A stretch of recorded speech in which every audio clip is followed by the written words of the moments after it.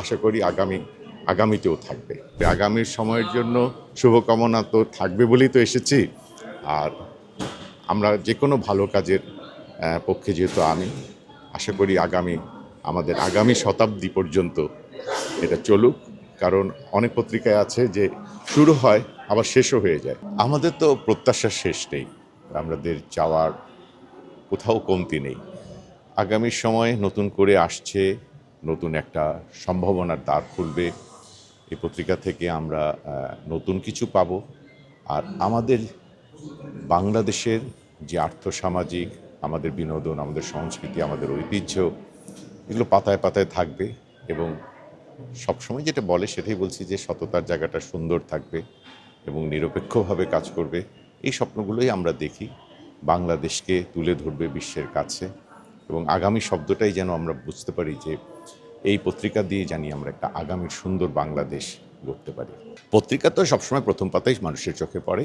এরপরে যেহেতু আছেনই 3 নম্বর পেজ একটা বিখ্যাত পেজ, থার্ড পেজ সেটাকে বলা হয়। খেলাধুলার প্রতি আমার খুব আগ্রহ, আমি খেলাধুলার পাতা সবসময় দেখি এবং সত্যিকার অর্থে এখনও আমার খেলাধুলার প্রতি একটা আগ্রহ আছে।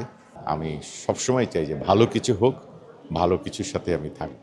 আমি মনে করি আমাদের দেশে অনেক মানুষ আছে প্রত্যন্ত অঞ্চলে, শিল্প সাহিত্যের একদম রুট লেভেলে আমরা যাই না। আমরা নাগরিকভাবে নগর কেন্দ্র নিউজগুলো যেগুলো করি সেগুলো খুব বেশি হয়, কিন্তু অনেক মানুষজন আছে আমাদের গ্রাম বাংলার শিল্প সাহিত্য, বাউল গান, তারপর পুঁথি, তারপর আমাদের বচনগুলো যেগুলো আছে, আমাদের বাংলা গানের যে ঐতিহ্যগুলো, এগুলোর একটা বিষয় থাকা উচিত।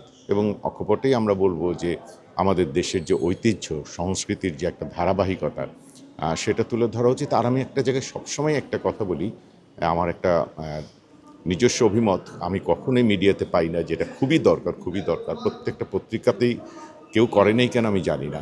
সেটি হচ্ছে আমাদের নাগরিকদের যে সংবিধানের কতগুলো নিয়ম কানুন আছে যে নাগরিক জানে না।